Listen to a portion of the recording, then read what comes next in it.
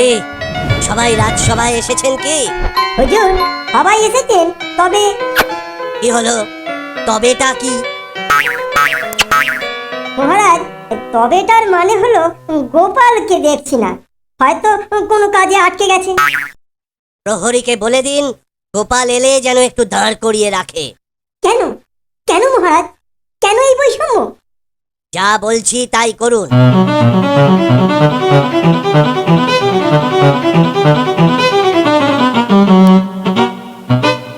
বলেছি যে হুজুর, এবার বলুন কেন এই আদেশ?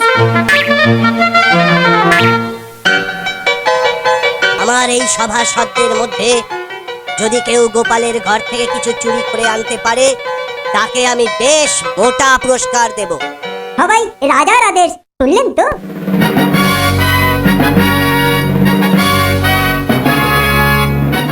গোপাল ভাঁড়ের বাড়িতে চুরি? অসম্ভব, অসম্ভব। তারপর ধরা পড়লে ওরে বাবা, চরম হেনস্থা, কল্পনাই করা যায় না।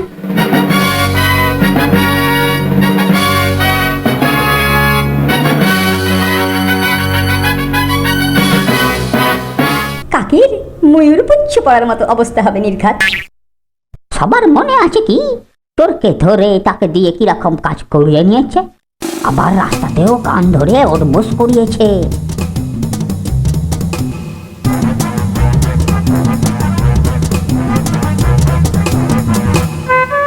তাহলে কেউ রাজি নয়? শুনেছেন তো পুরস্কারটা বেশ মোটাই। মন্ত্রী মশাই, আপনি অন্য কিছু ভাবুন, অন্য কাউকে দেখুন।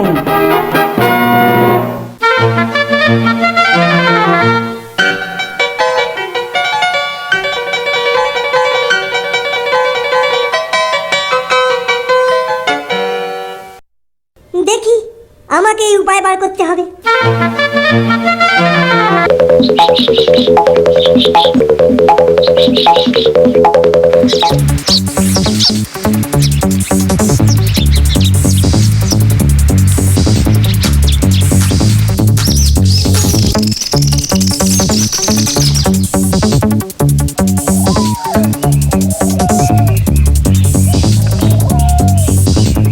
প্রণাম প্রণাম হই মন্ত্রী মশাই।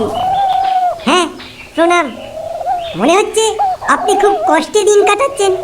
ধরেছেন ঠিকই, এই গরিবের কোনো মতেই চলছে। দেখুন, কষ্ট কমাবার একটা রাস্তা আমার জানা আছে। কি সেই রাস্তা? আমায় বলুন।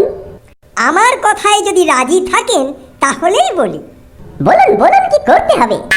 আপনি যদি গোপালের বাড়ি থেকে কিছু জিনিস চুরি করে রাজসভায় আনতে পারেন তাহলেই উপযুক্ত পুরস্কার পাবেন। মনে রাখবেন, পুরস্কারটা কম নয়, বেশ মোটা রকমের। বেশ বেশ, আমি রাজি। হ্যাঁ, একটা শর্ত আছে। কি শর্ত মন্ত্রী মশাই? কাজটা 2-1 দিনের মধ্যে করতে হবে। আমি কালই কাজটা করে হাজির হব।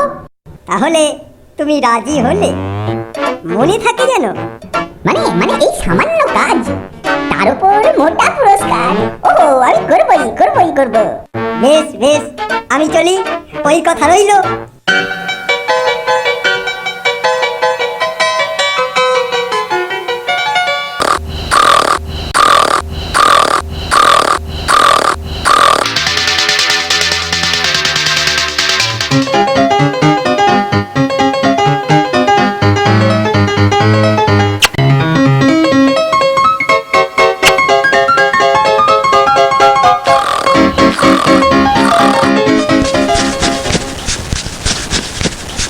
শীত কাটার আওয়াজ মনে হচ্ছে। হ্যাঁ তাই তো, কে যেন ঢুকছে। ঢুকুক দেখা।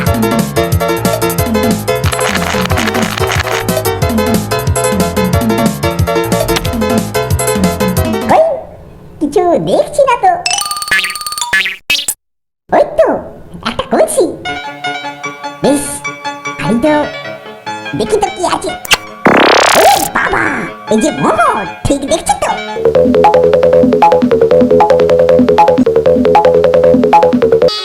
মন্ত্রী মশাই, এই নিন চুরির মাল। তবে কিন্তু মাল মাথায় কেন? বড় ভারী যে, তাই মাথাতে। এই মোহরের হাড়িতে এটা কি? আমার গোটা গাছ গন্ধ ভর্তি হয়ে গেল। কেউ কিছু দেখতে দেয়। চুরির মাল তো, তাও আবার মাথায় করে এনেছো, একটু একটু মুখে চোখে তো লাগবেই। এখন কি করি এ বাবারে? গোপালের ঘরে চুরির সাজা পেলে তো, যাও সভা পরিষ্কার করে পুকুরে ডুবে এসো, যদি গন্ধ যায়। ওহ, কি দুর্গন্ধ রে বাবা, তুমি আগে কোনো গন্ধ পেলে না? ওই জন্যই তো কিছুটা বালি দিয়েছি। তোমার বুদ্ধি বটে। মহারাজ, দেখলুম কেউ শীত কাটছে, তখনই বুঝেছিলুম এ যেমন তেমন চোর নয়, না হলে আমার বাড়িতে চুরি করতে আসে। হুজুর, এত অপদস্থ হব ভাবিনি। বুঝেছি, অভাবই তোমায় চুরি করতে বাধ্য করেছে। মহারাজ, ব্রাহ্মণ তো শাস্তি পেল ঠিকই, কিন্তু ও চুরি তো সত্যি সত্যি করেছে। শাস্তিও পাবে আর পুরস্কার পাবে না, এ তো হয় না। মন্ত্রী, আপনার কথা রাখুন। মহারাজ, আপনি বলেছিলেন বলেই না আমি রাস্তায় ওকে ঠিক করেছিলাম। আমি তোমাদেরকে বলেছিলাম ঠিকই, কিন্তু তুমি ওর অভাবের সুযোগ নিয়েছো, তাই তোমার শাস্তি হলো তুমি নিজের থেকে ওকে পুরস্কার দেবে, বুঝেছো? মহারাজ, আমি একজন সামান্য কর্মচারী মাত্র, এত টাকা পাবো কোথায়? বাবা, যেমন কর্ম তেমনি ফল।